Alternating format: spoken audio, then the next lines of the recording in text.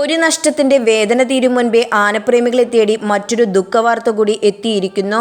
ആന കേരളത്തിൽ നിന്ന് ഒരു ഗജവീരൻ കൂടി വിട പറഞ്ഞു. വലിയപുരയ്ക്കൽ ആര്യനന്ദനാണ് ഉത്സവ കേരളത്തിൽ നിന്നും ഇന്ന് വിട പറഞ്ഞത്.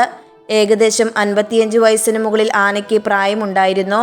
തൃശൂർ ജില്ലയിലെ കുന്നംകുളം കീഴൂരിൽ അബി എന്ന വ്യക്തിയുടെ ഉടമസ്ഥതയിലുള്ള ആനയായിരുന്നു ആര്യനന്ദൻ.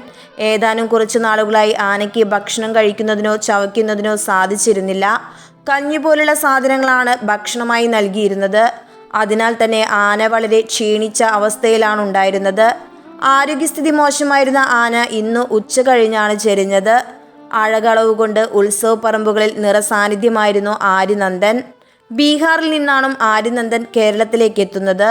ഓമല്ലൂർ നന്ദൻ, ആലരാജു, മുണ്ടയ്ക്കൽ ശ്രീനന്ദൻ എന്നീ പേരുകളിലും ആര്യനന്ദൻ ഉത്സവ കേരളത്തിൽ പ്രസിദ്ധനായിരുന്നു. വളരെ ചിട്ടയോടെയും ശാന്തതയോടെയുമുള്ള എഴുന്നള്ളിപ്പുകളിലൂടെ ആനപ്രേമികളുടെ മനസ്സിൽ സ്ഥാനം നേടിയെടുത്ത ആനയായിരുന്നു ആര്യനന്ദൻ. അപ്രതീക്ഷിതമായി ആനക്കേരളത്തിൽ നിന്നും വിട പറഞ്ഞ ഗജരാജൻ വലിയപുരയ്ക്കൽ ആര്യനന്ദന്റെ ഓർമ്മകൾക്ക് മുന്നിൽ കണ്ണീർ പ്രണാമം.